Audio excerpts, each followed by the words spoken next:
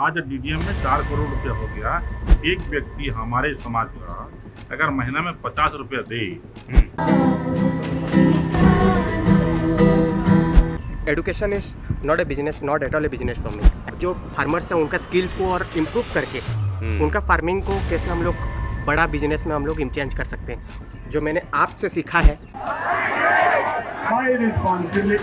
आज my health my responsibility, तो वहाँ से मेरा दिमाग में क्लिक किया, माई विलेज माई रिस्पॉन्सिबिलिटी। दोस्तों आज हम लोग घूमने निकले हैं और अभी सुबह के लगभग 7:30 बजे हैं और हम लोग अभी खड़े हैं। अगर आप देख रहे हैं लोकेशन, तो ये ओवरब्रिज के ऊपर पे खड़े हुए हैं। पीछे हमारी पावन नदी जो आगे जाकर के उड़ीसा मिलेगी। तो साथ में डॉक्टर अनिल गुप्ता जी मौजूद है। बहुत लंबे good morning. Good morning, lovely morning Pandey ji. तो आज हम दोनों उड़ीसा ही निकल रहे हैं। असल में उड़ीसा जाने का क्या मकसद है यार? देखिए, उड़ीसा जाने का मकसद वही अगेन दृष्टि और दृष्टिकोण दोनों के लिए जागरूक करना। तो श्री गणेश विनायक आई हॉस्पिटल की तरफ से आई चेकअप कैंप लगाया जा रहा है और साथ ही साथ हम स्वास्थ्य को लेकर जो मेरी मुहिम है, मेरा स्वास्थ्य मेरी जिम्मेदारी, मेरा स्वास्थ्य मेरी प्राथमिकता, my health my responsibility, my health my priority, इस विषय पर हम लोगों को जागरूक करने के लिए वहाँ हेल्थ सेमिनार करेंगे, हेल्थ चेकअप कैंप होगा। तो हेल्थ के प्रति जब हम अवेयर करेंगे तो ये नेचुरल चीज़ें, हेल्थ एक ऐसी चीज़, अगर हेल्थ आपको अचीव हो गई तो फिर कोई बीमारी को जानने की ज़रूरत नहीं। लेकिन ये छोटी सी बात समझना बहुत मुश्किल हो जाता है। आज सुबह सुबह जो ये फ्रेश सनलाइट जो मिल रही है और फ्रेश एयर जो मिल रही है यहाँ पर, इसके अंदर जो लाइफ फोर्स एनर्जी है ना, वो आपके मूड को भी बदल देती है और आपकी फिजिकल एनर्जी को भी बदलती है। और शायद इसी को हम लाइफ फोर्स एनर्जी कहते हैं, जिसके बारे में अभी तक लोग अनजान हैं और जिसे मशीनों से भी मेजर किया जा सकता है। हेल्थ बहुत जरूरी है और हम लोग ने एक मुहिम भी चालू की है डॉक्टर अनिल गुप्ता के साथ में। मैं नरेंद्र पांडे, संपादक लाइफ वर्सिटी। तो लाइफ वर्सिटी की पूरी टीम इस मुहिम में शामिल हो रही है और हम आपसे भी कहेंगे, गुजारिश करेंगे कि आप इस मुहिम में शामिल होइए, क्योंकि किसी ने बहुत पुरानी कहावत कही है कि हेल्थ इज वेल्थ, यानी कि अगर आपके पास में स्वास्थ्य है तो वही सबसे बड़ी पूंजी है और इस पूंजी को कायम रखना है तो सवेरे उठने की आदत डालनी पड़ेगी। और इसी मुहिम को लेकर के डॉक्टर अनिल गुप्ता जी और मैं आज छत्तीसगढ़ के बॉर्डर का जो उड़ीसा का जिला है, करियार रोड से लगा हुआ नुआपाड़ा, तो हम लोग नुआपाड़ा की ओर जा रहे हैं लोगों को ये बताने के लिए कि स्वास्थ्य कितना महत्वपूर्ण होता है। तो आप भी उठे और आगे की सफर में चलते हैं। नुआपाड़ा पहुँच करके आपसे फिर मिलेंगे।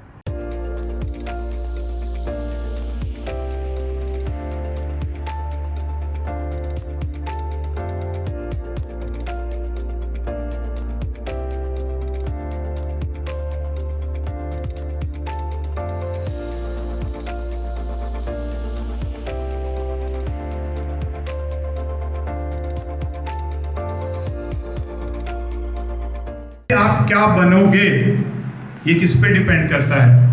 ये आपकी सोच पे डिपेंड करता है।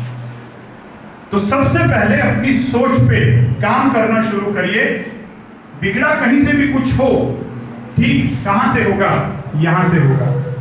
अपने मस्तक पर दस्तक दें, क्योंकि बिगड़ा कहीं से भी हो, ठीक सब यहीं से होना है। ना लकीर से ना फकीर से, अगर ठीक होगा तो होगा खुद के जमीर से। गोल इतना खूबसूरत होना चाहिए कि आप उसकी तरफ खींचे हुए चले जाएं। लेकिन अगर गोल सेटिंग ही नहीं है यहाँ पर, तो गोल गेटिंग तो होगा ही नहीं। गेस्ट और doctor teams, doctor Anil Gupta sir, doctor Neha ma'am, doctor Smriti Singh ma'am and mister Narendra Pandey sir.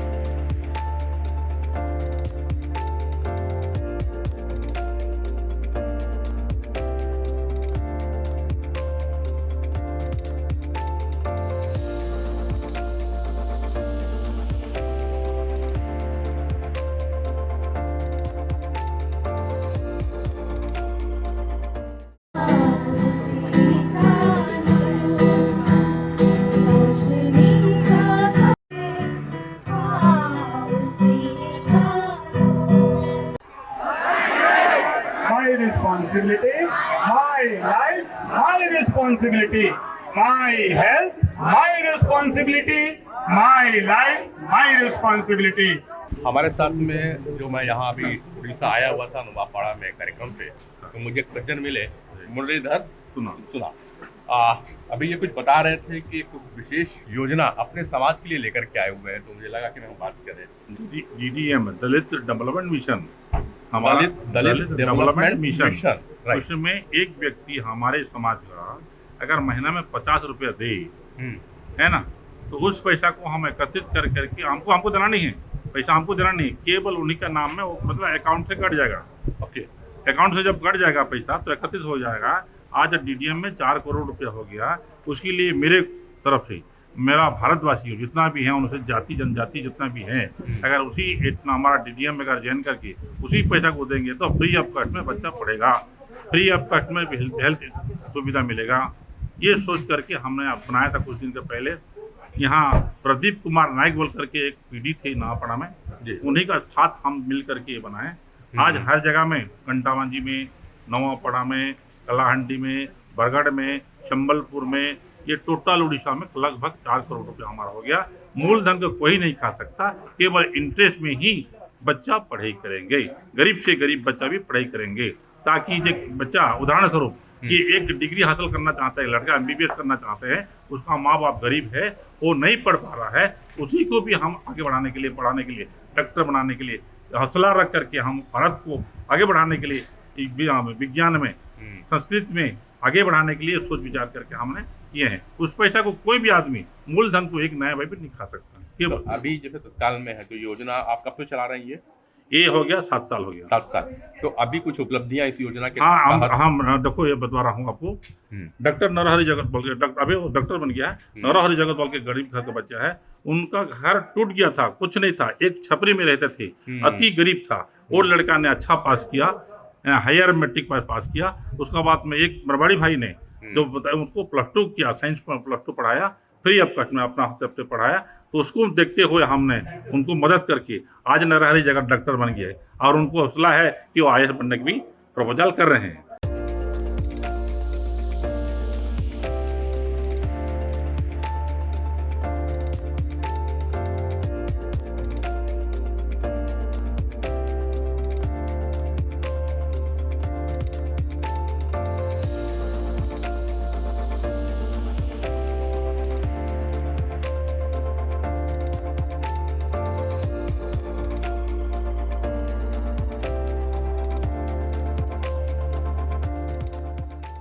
दोस्तों, आज की जर्नी पे नुआपाड़ा से मैं जब आगे बढ़ा तो ये महामाया इंस्टीट्यूट, उसकी कुछ चीज़ें मैंने आपको झलकियाँ दिखाई कि एक आई कैंप मेरे डॉक्टर मित्र अनिल गुप्ता के द्वारा हो रहा था। साथ में अभी सेमिनार भी आपको हमने दिखाया कि माई हेल्थ माई रिस्पॉन्सिबिलिटी और माई हेल्थ माई प्रायोरिटी के स्लोगन को लेते हुए हम जो कैंपेन पे चले हैं उस पर भी एक सेमिनार हुआ। साथ में महामाया इंस्टीट्यूट के हमें आशीष जी मिले और इनसे मेरी चर्चा हो रही थी, तो बताया कि कई हाई पैकेज के जॉब को छोड़ कर के यहाँ पाए, एक्स बायजूस में रहे, स्क्लेर में रहे और वापस अब यहाँ पे आ गए, जहाँ पे आशीष सारे लोग मेट्रो सिटी को जाते हैं जी, और हाई पैकेज को जाते हैं जी। तो अब लौट चले गांव की ओर, हुआ आपके साथ में इतनी यंग एज पे? सबसे पहले नमस्कार। जैसे कि आपने बताया, ये यंग एज में बहुत से ऐसे लोगों हैं, जो बहुत से ऐसे दोस्तों हैं मेरे, जहाँ पे मैंने ये देखा हुआ है कि वो बाहर जाते हैं हाई पैकेज में, ये उनका जो भी ग्रोथ होता है सब बाहर होता है उनका ग्रोथ, एंड वो उनका ही एनवायरनमेंट वहाँ पे ग्रोथ करते हो। जैसे कि आजकल बहुत से ऐसे लड़के हैं जो बेंगलोर जा रहे हैं, बॉम्बे जा रहे हैं, एंड वो लोग कोशिश कर रहे हैं कि हम लोग कैसे बेंगलोर और पुणे जैसे एरिया को, बॉम्बे जैसे एरिया को डेवलप करवाएं। बट मेरा ये मानना है, अगर मेरे अंदर एक पोटेंशियल है, अगर मेरे एक इच्छा शक्ति है, तो क्यों मैं अपना ही गांव को क्यों नहीं डेवलप कराऊं, मेरा गांव को उस लेवल पे क्यों नहीं लेके आऊं कि बाहर नुआपाड़ा जैसे छोटे छोटे KBK एरियाज़ को पहचाने। मेरा थॉट प्रोसेस वही था, एंड उसी के चलते मैंने ये जो मेरा जर्नी है उसी को लेकर मैं आगे बढ़ा रहा हूँ, ताकि मेरे जो कॉलेज है, मेरे जो गांव है, उसको कैसे हम लोग अच्छे से और डेवलप करके मेरे बच्चों को प्रमोट कर सकूँ मैं आगे। राइट। आशीष जी के साथ जो मैं बात कर रहा था, काफ़ी इंटीरियर का इलाका होता है, हालांकि एकदम रोड के किनारे है और 4 लेन रोड जारी है यहाँ पे, और मगर आप अगर कैंपस को देखें तो अभी भी एक नेचुरल लुक है यहाँ पे जी, और वो जी। फॉरेस्ट का एरिया एकदम दिखता है। आपको कैमरे पे भी दिखा दूँ दोस्तों, तो आपको पूरा एक लुक यहाँ पे दिखाई देगा। कुछ दूर पे ही ये पूरा एक घने पेड़ दिखाई देते हैं जो कि हमारे शहरों पे दिखाई नहीं देते हैं। तो आशीष, ये जो अपन काफ़ी शहर से दूर अगर इस जगह पे फेमस बनाया है, जी। लगभग मेरे को लगता है कि आपका जो एरिया है अभी भी लगभग 10-12 एकड़ के आसपास का एरिया पे ये प्रीमाइसेस तैयार हो रहा है। तो शहर से इतना दूर आने पे क्या आपको लगता है कि उतना आउटरीच मिल पाएगा जो अपन सोचते हैं? एक जो एजुकेशन को जब लोग एक हब के रूप में, बिजनेस के रूप में देखते हैं। डेफिनेटली मैं तो पहले सर एजुकेशन को मैं बिजनेस के रूप में कभी नहीं देखता हूँ। मैं एजुकेशन को इस रूप में देखता हूँ कि कैसे मेरे बच्चे वो अपने आप को कैसे अपग्रेड कर सकते हैं। But this is not a business. Education has always been a business for many people जो कि बाहर पे रहते हैं। आप सबको पता है कि दिस डेज, आज के ज़माने में एजुकेशन एक बिजनेस हो गया है। But education is not a business, not at all a business for me. And इसीलिए मैंने ये खुला एरिया को चूज़ किया है, क्योंकि हम लोग को नेचर को भी एक रेस्पेक्ट देना पड़ेगा।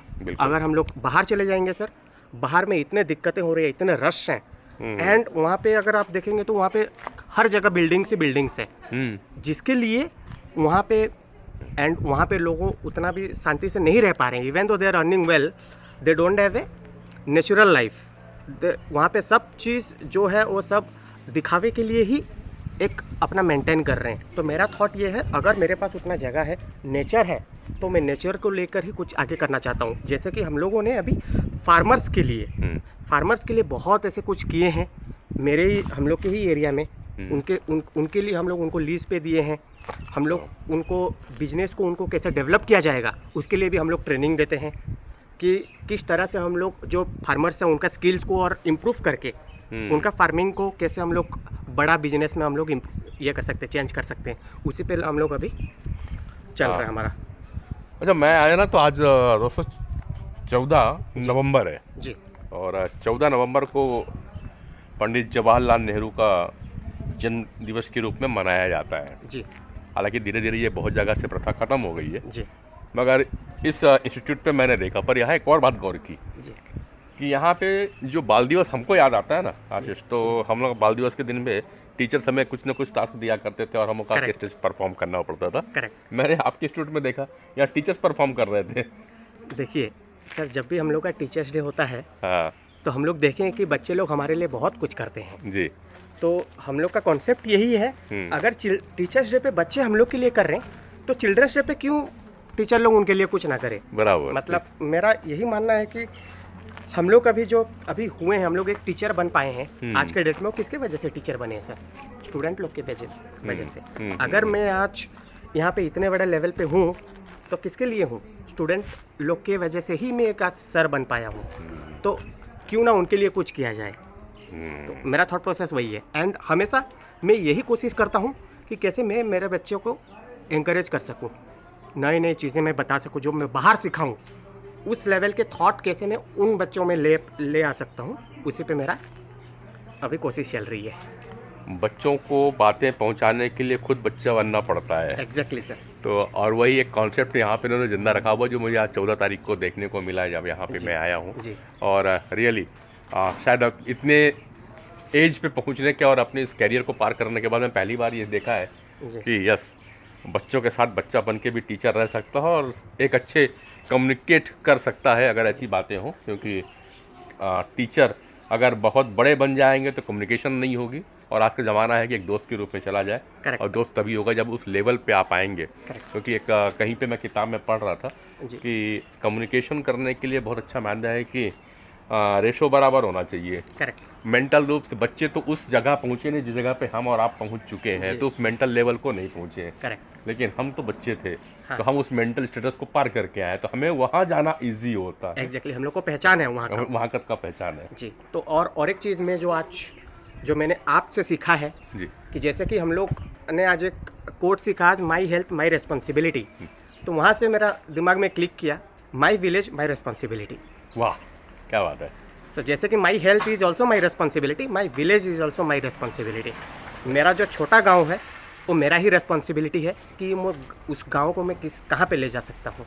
तो मेरा अभी कोशिश वही है कि कैसे मेरा अपना जो छोटा सा गांव है उसको मैं आगे ले सकूं एंड मेरे जो गांव के लोग हैं उन लोगों में किस सरलता से उन लोग रहते हैं अभी, उस चीज़ को मैं कैसे दुनिया के सामने ले आऊं, वही मेरा अभी कोशिश चल रहा है। चलो, ये बढ़िया प्रयास है। जी और गांव में शहर सुविधाएं रहें, जी लेकिन गांव की सरलता और सहजता बनी रहे, जी ये देखना आशीष जी की बड़ी अच्छी बात हुई है। जी, चलिए, धन्यवाद आशीष जी हमारे साथ जुड़ने के लिए। Thank you.